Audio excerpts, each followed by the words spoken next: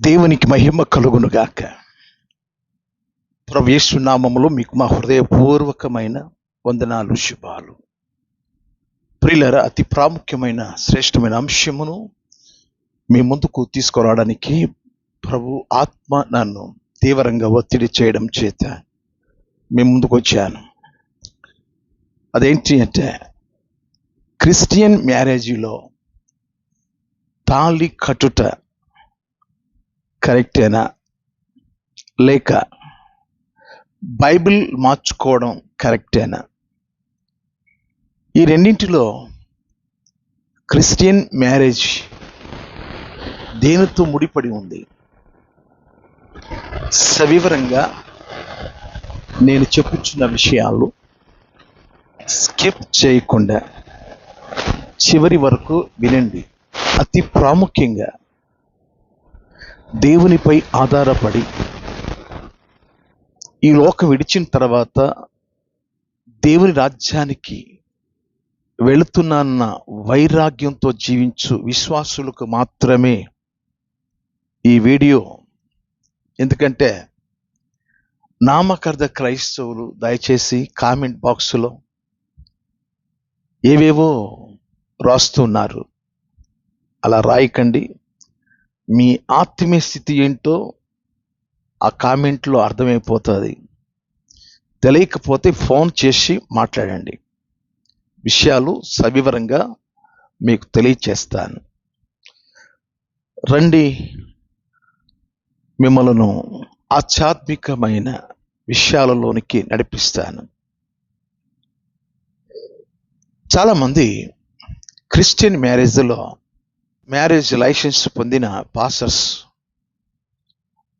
ఆ యొక్క మంగళసూత్రం, తాళి, మాంగళ్యం, ఈ పేర్లతో పిలువబడుచున్న మంగళసూత్రం, తాళి కట్టేటప్పుడు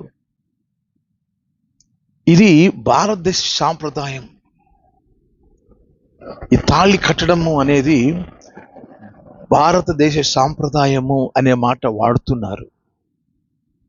దయచేసి తాళి కట్టుట భారతదేశ సాంప్రదాయము కాదు. ఒక 6 రాష్ట్రాలు మాత్రమే తాళి కట్టుకుంటారు. అది ఎవరు? హైందవ సహోదరీలు, వారి యొక్క సాంప్రదాయం అది, క్రైస్తవులది కాదు. మీకెవరు చెప్పారు? అది హైందవ సాంప్రదాయం, తాళి కట్టడం. దానిలో వారు చెప్పుచున్న విషయాలు చాలా ఉన్నాయి. అవి మనకు అవసరం లేదు. వారి విశ్వాసాన్ని వాళ్ళు చెప్తుంటారు. ఆ తాళిలో ఉన్న వారి యొక్క ఆత్మ సంబంధమైన విషయాలు వారు చెప్తారు. ఈ 6 రాష్ట్రాలు అంటే ఆంధ్రప్రదేశ్, తెలంగాణ, తమిళనాడు, కేరళ, కర్ణాటక, మహారాష్ట్ర. ఈ 6 రాష్ట్రాలు మాత్రమే తాళి వివాహాల్లో కట్టుకుంటారు. మన భారతదేశంలో సుమారుగా 28 రాష్ట్రాలు ఉన్నాయి. మన భారతదేశంలో 28 రాష్ట్రాలు ఉన్నాయి. 22 రాష్ట్రాల్లో మనం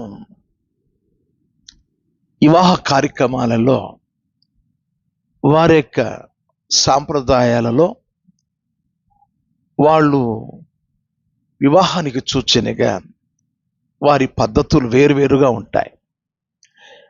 ఈ మంగళసూత్రము, తాళి, మాంగళ్యం అనేది ఈ 6 రాష్ట్రాలలో మాత్రమే. దయచేసి ఇది భారతదేశ సాంప్రదాయం అన్న మాట వాడకూడదు. ఈ 6 రాష్ట్రాల సాంప్రదాయం అది హైందవ సాంప్రదాయం, క్రైస్తవుల సాంప్రదాయం కాదు. అయితే మీకు కొన్ని వివరాలు నేను తెలియచేస్తాను. ప్రియులారా, ఈ పరిశుద్ధ గ్రంథం మనది కాదు.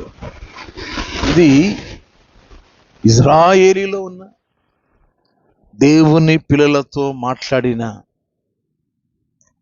ఆ పరిశుద్ధ వాక్కులు ఇజ్రాయేలులో ఉన్న పరిశుద్ధుల దేవుని సంఘములో చేర్చబడిన వారి ఆత్మ సంబంధమైన దేవుడు వారి కొరకు రాసిపెట్టిన గ్రంథం ఇది. వారి తొట్టిపాటు వలన ఇది మన వరకు వచ్చింది, మనకు దేవుడు ఆపాదించాడు. మీకు ఒక వాక్యాన్ని నేను చదివి వినిపిస్తాను. ఎఫెసీయులకు రాసిన పత్రిక 3వ అధ్యాయం 6వ వాక్యాన్ని నేను చదువుతున్నాను. దయచేసి మీరు చూడాలి, ఖచ్చితంగా చూడండి. గ్రంథం ఒకసారి తెరచి చూడండి. ఎఫెసీయులకు రాసిన పత్రిక 3వ అధ్యాయం 6వ వాక్యం. ఈ మర్మము ఏదనగా, అన్యజనులు అనగా మనము సువార్త వలన క్రీస్తు యేసునందు యూదులతో పాటు సమాన వారసులను, ఒక శరీరమందలి సాటి అవయములను వాగ్దానములో పాలివారులై ఉన్నారను అనుదయే. ఇక్కడ ఉన్న విషయం ఏంటంటే, ఒక మర్మము చెప్పబడుతుంది. ఆ మర్మము ఏమిటి అంటే, అన్యజనులు సువార్త వలన యేసుక్రీస్తునందు యూదులతో పాటు సమాన వారసులను, యూదులతో పాటు సమాన వారసులను. ఈ సువార్త చేసిన పని ఏంటంటే, యేసుక్రీస్తునందు అన్యజనులమైన మనం యూదులతో పాటు సమాన వారసులంగా ఒక శరీరమందలి సాటి అవయములను వాగ్దానములో పాలివారమునై ఉన్నామని అనున్నది. అంటే వారి శరీరముతో పాటు, అంటే వారి రక్త సంబంధముతో పాటు వాగ్దానములతో పాలివారంగా ఈ మర్మం చెప్పబడింది. ఇప్పుడు ఏ వంశావళిలో ప్రభు పుట్టాడో ఆ వంశావళిలో మనం కూడా శరీర సంబంధులంగాను వాగ్దానములు పాలివారంగాను ఆ రీతిగా జీవించే భాగ్యం దేవుడు మనకు అనుగ్రహించినాడు. అప్పుడు ఈ పరిశుద్ధ గ్రంథం మనకు ఆపాదించబడింది. మీకు రోమీయులకు రాసిన పత్రిక 3వ అధ్యాయం మొదటి 2 వాక్యాలు చదువుతున్నాను. అట్లయితే యూదునికి కలిగిన గొప్పతనమేమి, సున్నతి వలన ప్రయోజనమేమి, ప్రతి విషయమందును అధికమే. వారన్ని విషయాలలో అధికంగా దేవుడు ఏర్పాటు చేసుకున్నాడు. మొదటిది, దేవోక్తులు యూదుల పరము చేయబడెను. ఇందాక నేను చెప్పాను కదా, ఈ దేవోక్తులు యూదుల పరం, ఈ వాక్యం యూదుల పరము చేయబడింది. సరే, రోమీయులకు రాసిన పత్రిక 9వ అధ్యాయం 4వ వాక్యం చదువుతున్నాను. వీరు ఇశ్రాయేలీయులు దత్తపుత్రత్వమును, మహిమయు, నిబంధనలను, ధర్మశాస్త్ర ప్రధానమును, అర్చన ఆచారాదులను, వాగ్దానములను, వీరివి ఆరాధన అక్కడి నుంచి దేవుడు మనకిచ్చాడు. ధర్మశాస్త్ర సంబంధమైన ఆచారాలు, తర్వాత వాగ్దానములు, వారికి చేయబడిన వాగ్దానాలు దేవుడు మన సొంతం చేశాడు. శరీర రీతిగా క్రీస్తు వీరులు పుట్టాడు కనుక ప్రభువు నమ్ముకున్న మనకు కూడా వారి ఆరాధన మనపరమైనది. వారి ఆచారాలన్నీ కూడా మనపరమైనవి. వారికి చేయబడిన వాగ్దానాలు మన పరమైనవి. అందుకోసం ఏంటి మర్మము అని పౌలు గారు చెప్పారంటే, ఈ సువార్త వలన క్రీస్తు యేసునందు అన్ని జనులుగా ఉన్న మనము వారి శరీరంలో, వారి అనగా రక్తంలో మన బంధాన్ని దేవుడు కలిపాడు. అంత మాత్రం కాకుండా వాగ్దానములు కూడా పాలివారమై దేవుడు మనకిచ్చాడు. ఈ పరిశుద్ధ గ్రంథాన్ని వారితో పాటు మనకు కూడా ఆయన ఆపాదించాడు. అందుకోసమే ఈ వీడియో విశ్వాసులకు మాత్రమే ఈ వీడియో.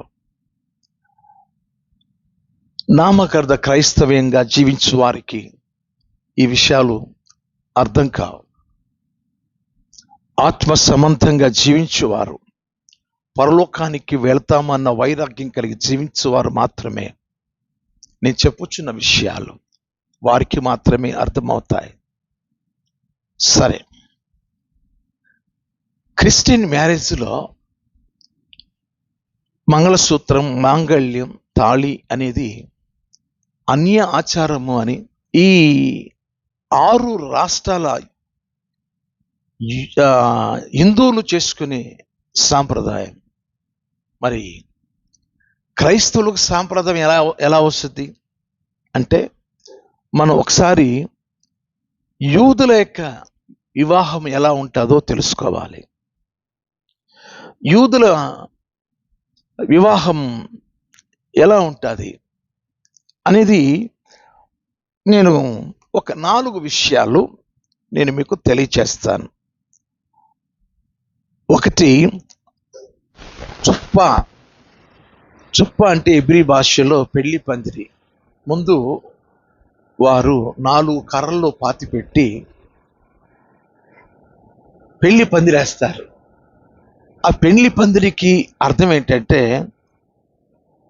సమాజానికి తెరిచి ఉండే వారి హృదయాలకు ప్రతీక, గుర్తు. అంటే ఈ 4 దిక్కుల ఉన్న ప్రతి వారికి ఆహ్వానం పలికే వారి హృదయపు వాకిళ్ళు ఈ 4 దిక్కులు. పందిరికున్న 4 దిక్కులు, అది పెళ్లి పందిరి. దాన్ని చుప్ప అంటారు హెబ్రీ భాషలో. సెకండ్, ఈ పెళ్లి సమయంలో ఒకరికొకరు ఉంగరాలు తొడుక్కుంటారు. ఆ ఉంగరాలు ఏంటంటే, రాళ్ళు లేకుండగా స్వచ్ఛమైన ఉంగరాన్ని ఒకరికొకరు ప్రమాణపూర్వకంగా వారు తొడిగించుకుంటారు. అంటే వారు ఉన్నంతకాలం శాశ్వతమైన బంధానికి సూచన.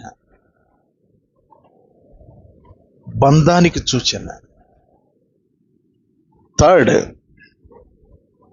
కేతుబా హెబ్రీ భాషలో ఈ ఇరువురు ఒకరికొకరు వివాహానికి వారు ఒప్పందమయ్యారు కనుక వారు ఇద్దరు సాక్షి సంతకాలు పెడతారు. ఆ సాక్షి సంతకాలు కెతుబా.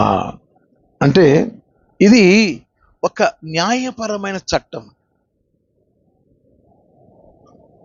నేను నీకు భర్తనై ఉంటానని పురుషుడు, నీకు భారీగా ఉంటానని ఈ స్త్రీ సంతకంతో ప్రమాణం చేయడం, దాన్ని కేతుబా అంటారు. 4వది, పెండ్లి వేడుక అయిపోయిన తర్వాత ఈ యొక్క వరుడు లేకపోతే ఆ పెళ్లిలో ఉన్న వివాహమాడిన ఆ వరుడు ఏం చేస్తాడంటే, చివరన ఒక గాజు గ్లాసును కాలితో తొక్కుతాడు, అది పగిలిపోతుంది. దాని అర్థం ఏమిటి అంటే, సున్నిత తత్వానికి మరియు యెరూషలేం దేవాలయం నాశనమైన జ్ఞాపకానికి అది గుర్తుగా ఉంటుందని జీవితంలో వారు తెలియచేసే సున్నిత తత్వానికి, యెరూషలేము నాశనమైన జ్ఞాపకార్థానికి అది ప్రతీక, గుర్తుగా ఓ గాజు గ్లాసును పగలగొడతారు.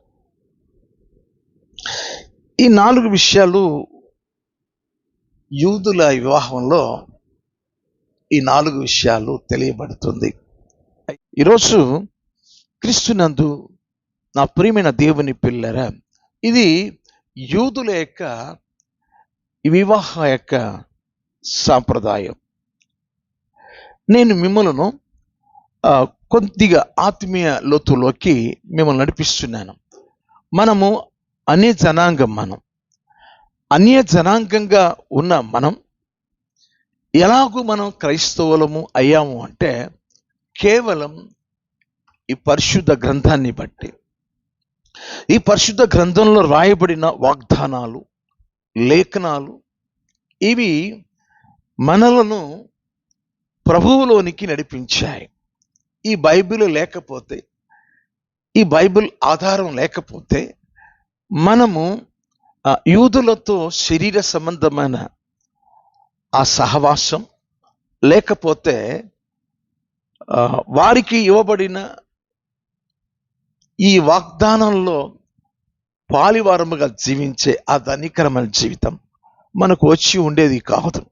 కేవలం ఈ పరిశుద్ధ గ్రంథాన్ని బట్టి, ఇందులో ఉన్న లేఖనాలను బట్టి, ప్రతి వాక్యంను బట్టి మనం క్రైస్తవులంగా జీవిస్తున్నాం. అందుకోసమే వాక్యం ప్రాణంగా, నీ ధర్మశాస్త్రం నాకు ప్రీతికరమని దావీదు మహారాజు చెప్పినట్టు మన ప్రాణం పరిశుద్ధ గ్రంథమే. నేడు క్రైస్తవులుగా జీవించడానికి ఆధారం పరిశుద్ధ గ్రంథం. ఈ గ్రంథములున్న వాక్యం మీద మన విశ్వాసం, ఇందులో ప్రభువు ఉన్నాడని, ప్రభువు మన కొరకు ప్రాణం పోసి రక్షించుకున్నాడని, యూదా గోత్రపు సంఘములో తన రక్తము ద్వారా యూదులతో సమాన వారసత్వం కలిగి జీవించడానికి వారి కొరకు దేవుడు చేసిన వాగ్దానాలు మన వశం చేయడానికి పరిశుద్ధ గ్రంథమే మన భక్తి శక్తి, మన భక్తిక ఆధారం ఇదే. కాబట్టి పేతురు రాసిన మొదటి పత్రిక 1వ అధ్యాయం 8-9 వాక్యాలు నేను మీకు చదివి వినిపిస్తాను. మీరు ఆయనను చూడకపోయినను ఆయనను ప్రేమించుచున్నారు. ఇప్పుడు ఆయనను కన్నులారా చూడకయే విశ్వసించుచు మీ విశ్వాసమునకు ఫలమును అనగా ఆత్మ రక్షణను పొందొచ్చు. చెప్పనా శక్యమును మహిమాయుక్తమునైన సంతోషము గల వారై ఆనందించుచున్నారు. మీరు ఆయనను చూడకపోయినను ఆయనను ప్రేమించున్నారు. ఆయనను చూడకపోయినను మీరు ఆయనను ప్రేమించున్నారు. కారణం ఏంటంటే మన విశ్వాస వైరాగ్యం వాక్యమైన క్రీస్తు స్వరక్తమిచ్చి సంపాదించిన సంఘంలో ఆయన శరీరములో పాలువారంగా జీవించే యోగ్యత, ధన్యత ప్రభువు మనకు అనుగ్రహించాడని, వాక్యమే మన భక్తి శక్తి, వాక్యమని ఆ ప్రభు మనకు ప్రాణాధారం. ఆయన వీళ్ళరా అన్య జనాంగమై ఉన్న మనలను వారి యొక్క శరీర మాంసములలో మనము కూడా పాలివారమగుటకు, వారి కొరకు చేయబడిన ఈ వాగ్దానములో పాలివారమగుటకు ఈ మర్మమును క్రీస్తు యేసునందు నెరవేర్చినాడు. ప్రియ దేవుని పిల్లలరా, యూదులలో ప్రభు పుట్టి క్రీస్తు యేసునందు మనం ఈనాడు క్రిస్టియన్ అని పేరు ఎలా వచ్చిందంటే రోమిలకు రాసిన పత్రిక 1వ అధ్యాయం 7వ వాక్యాన్ని నేను చదువుతున్నాను. మీ పరిశుద్ధ గ్రంథాలు ఉన్నవాళ్ళు చూడండి. చివరిన ఉంటుంది, చివరిన మీరును వారిలో ఉన్నవారై, అంటే యూదులలో ఉన్నవారై యేసుక్రీస్తు వారుగా ఉండుటకు పిలువబడి ఉన్నారు. బాగా గమనించాలి ప్రియులారా. దేవుని పిల్లలతో అంటే క్రైస్తవ సంఘంలో మనం కూడా జీవించడానికి మీరును వారిలో ఉన్నవారై యేసుక్రీస్తు వారుగా ఉండుటకు పిలువబడుతుంది. యేసుక్రీస్తు వారుగా ఉండుటకు పిలువబడుతుంది. అన్ని జనాంగమైన మనం క్రిస్టియన్గా, క్రైస్తవులంగా మనం పిలువబడ్డాం కేవలం ఆ వాక్యాన్ని బట్టే. మనం వాక్యంతోనే కట్టబడ్డాం క్రైస్తవులంగా, వాక్యము ద్వారానే పిలువబడ్డాం మనం క్రైస్తవులంగా. మనము యూదులతో సమాన వారసులంగా, వారి వాగ్దానంలో పాలివారంగా ఉండడానికి ఈ సువార్తయే, క్రీస్తు యేసునందు చెప్పబడిన ఈ లేఖనమయే, ఈ బైబిలే కారణం కదా. కనుక క్రిస్టియన్ మ్యారేజ్లో బైబిల్ను మార్చుకుంటారు. చాలా వివాహాల్లో మీరు చూసి ఉంటారు. అయితే దాని యొక్క పరమార్థం ఏమిటి అనేది మనం తెలుసుకోవాలి. నేను మీకు కొరింథీయులకు రాసిన 1వ పత్రిక 7వ అధ్యాయం 3వ వాక్యం, భర్త భార్యకును అలాగుననే భార్య భర్తకును వారి వారి ధర్మములు నడపవలెను.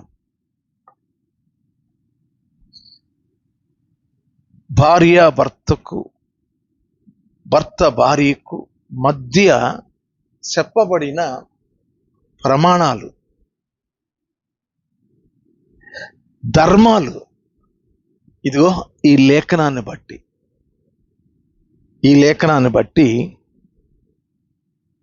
చెప్పబడుతుంది. దానికి ఆధారంగా ఇదిగో బైబిల్ మార్చుకోవడం. మీకు ఒక మాటలో చెప్పాలి అంటే దైవిక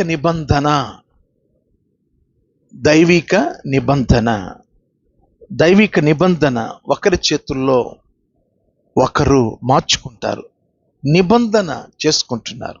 నిబంధన అంటే వివాహము అనేది ఒక పురుషుడు ఒక స్త్రీ మధ్య దేవుని సమక్షంలో జరిగే పవిత్ర బంధం. అది మళ్ళీ చెప్తున్నాను, వివాహం అనేది ఒక పురుషుడు ఒక స్త్రీ మధ్య దేవుని సమక్షంలో దేవుడు జతపరిచిన పవిత్ర బంధం, దైవిక నిబంధనతో అది దాని యొక్క అసలు సిసలైన పరమార్థం ఒకటి. రెండవది ఏంటంటే వేరువేరుగా ఉన్న ఈ స్త్రీ పురుషులు వివాహంలో ఒకటి చేయబడతారు. అంటే క్రైస్తవుల యొక్క క్రిస్టియన్ మ్యారేజ్లో స్త్రీ పురుషుడు ఒకటి చేయబడుట, మీకు దాని మూలాంశం ఏమిటంటే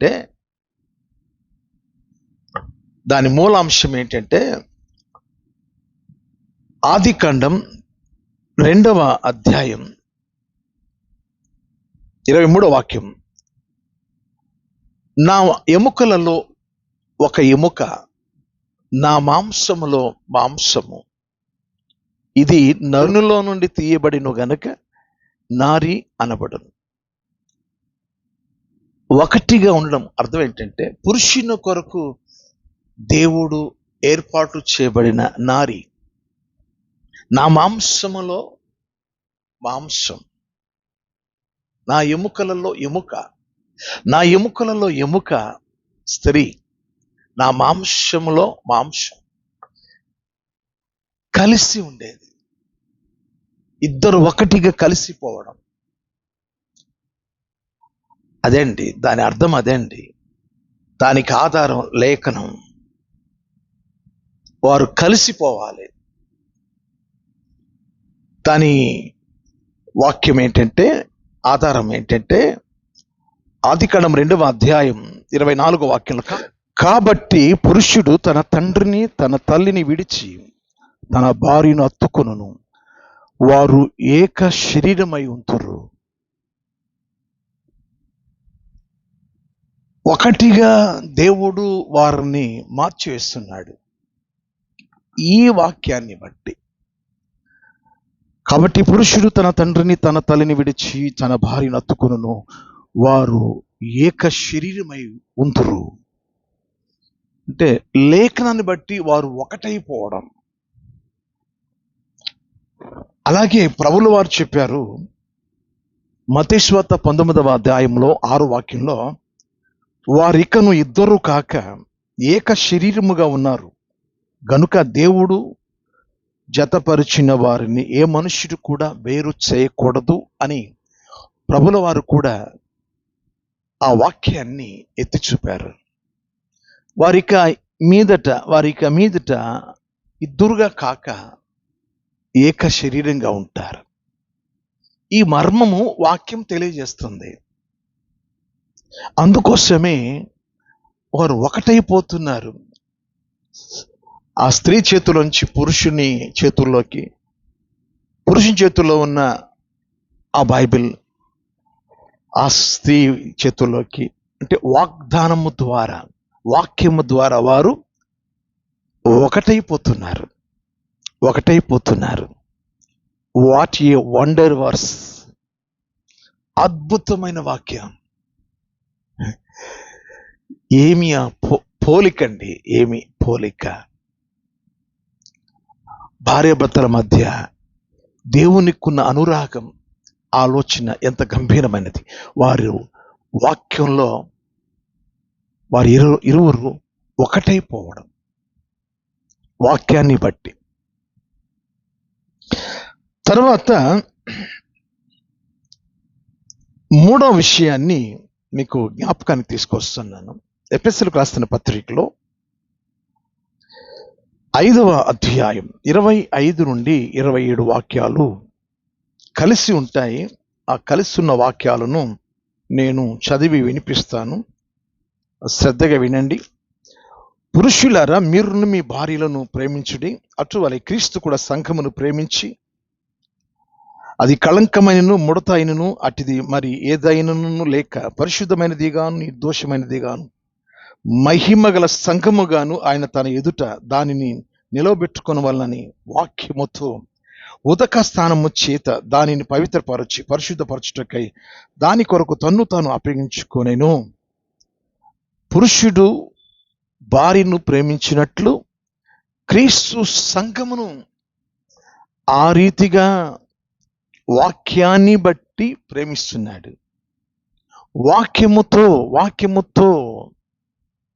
వాక్యముతో ఏ వాక్యము దేవుడై ఉన్నాడు, ఆ వాక్యము శరీరధారి అయి పాపుల కొరకు ప్రాణమిచ్చి రక్తం ధారపోసి పవిత్రపరిచి తన ఎదుట పరిశుద్ధంగా ఉండడానికి ఆయన వాక్యముతో ఉదక స్థానం ఆ రీతిగా ప్రేమను చూపినట్టు తన ఎదుట నిర్దోషంగాను పరిశుద్ధంగాను మహిమగల సంఘముగాను తన ఎదుట ఉంచుకోవడానికి పురుషుడు భార్యని ఏ రీతిగా ప్రేమిస్తాడు, అలాగే క్రీస్తు కూడా సంఘమును అలాగా ప్రేమించాడట. అంటే భార్యాభర్తల మధ్య ఉన్న ప్రేమ గౌరవాలను ఈ బైబిల్ తెలియచేస్తుంది. బైబిల్ మార్చుకోవడం 3వ అర్థం ఏంటంటే, ఒకరి ఎడల ఒకరు ప్రేమ గౌరవాలను కలిగి జీవించటం ప్రభు చూపించాడు. పురుషుడు భార్యను ప్రేమించినట్లు క్రీస్తు కూడా సంఘమును ప్రాణము పోవునంతగా ప్రేమించాడు.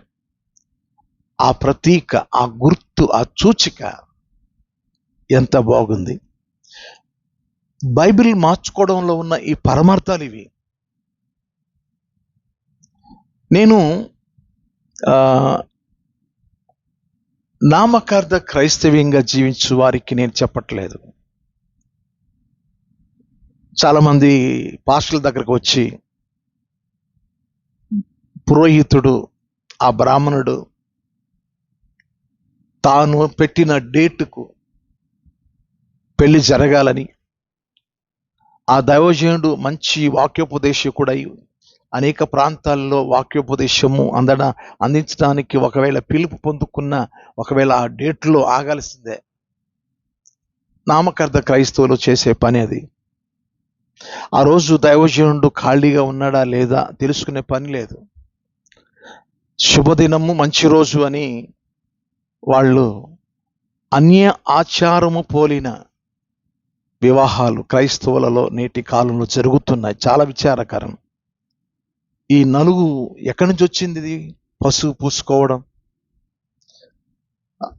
వీళ్ళు ఒకరి మీద ఒకళ్ళు పసుపు పోసుకోవడం, చల్లుకోవడం, ఊరు మొత్తం బావల వరుస అయిన వాళ్ళు, మరదల వరుస అయిన వాళ్ళు పసుపులు రాసుకోవడం, ఎంత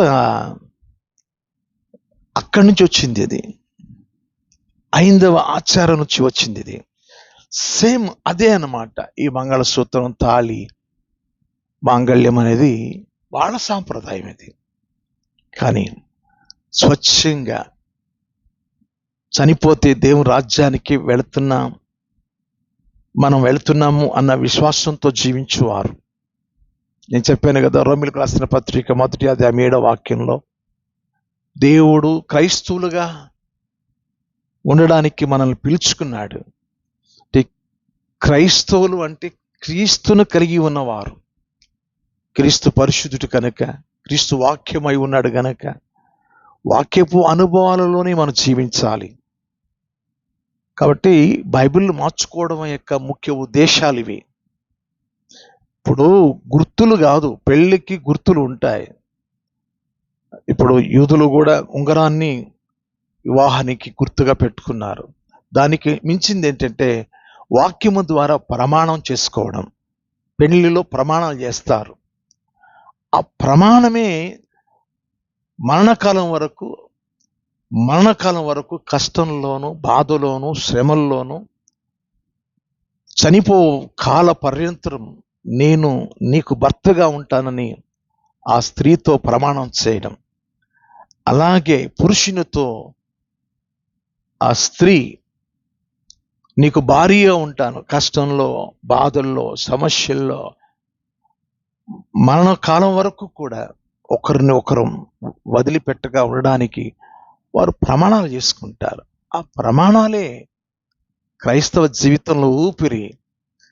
నిబంధన ఏ రీతిగా దైవిక నిబంధన చేసుకుంటారో అదే ప్రామాణికము. దయచేసి నేను చెప్పిన ఈ మాటలు మీరు పలు రకాలుగా కామెంట్స్ పెట్టి మీరు అలా సంబోధించినప్పుడు మీ ఆత్మీయ జీవితం వెలితిగా ఉంటుంది. నేను చెప్పుచున్న విషయాలు కేవలం విశ్వాసులకు మాత్రమే. చనిపోతే పరలోకానికి వెళతాం అన్న వైరాగ్యంతో కలిగిన విశ్వాసులకు మాత్రమే నేను చెప్పే విషయాలు. అంతేకాని లోక సంబంధంగా వివాహాలు చేసుకునే వారికి కాదు నేను చెప్పేది.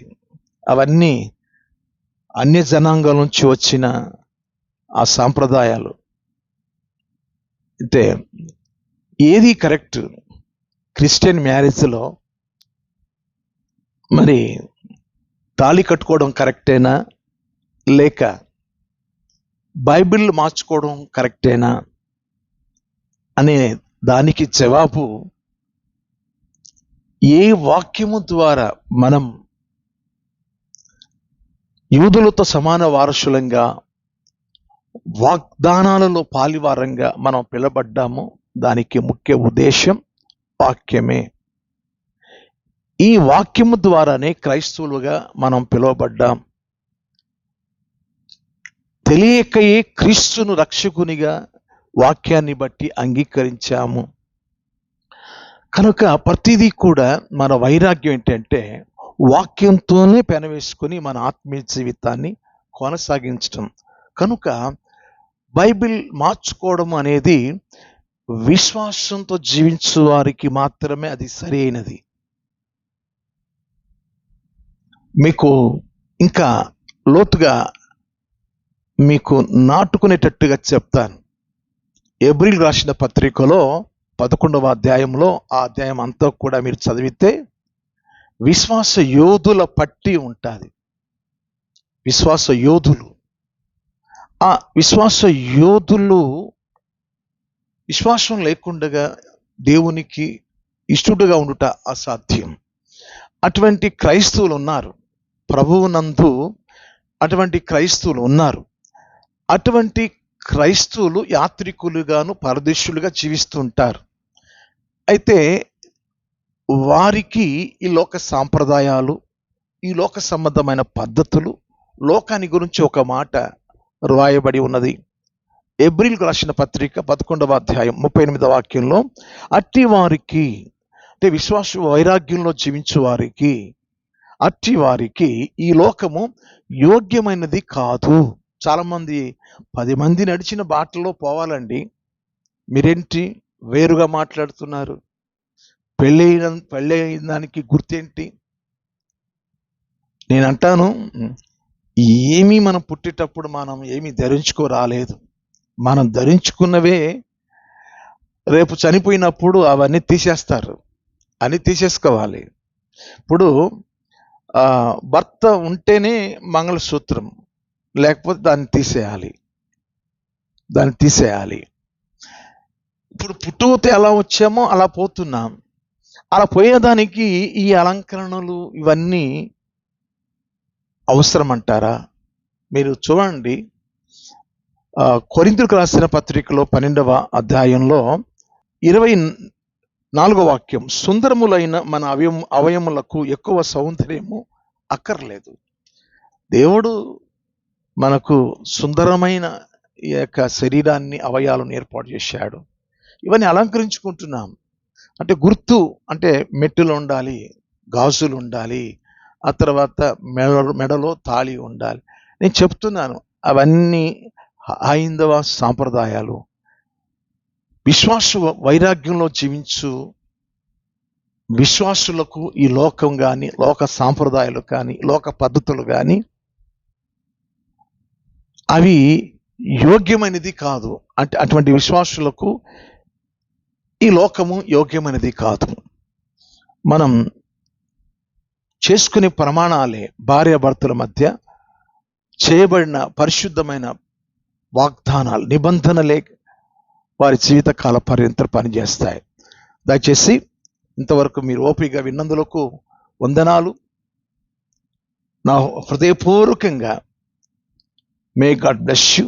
నిండారుగా దేవుడు మిమ్మల్ని దీవించును గాక. ఆమేన్.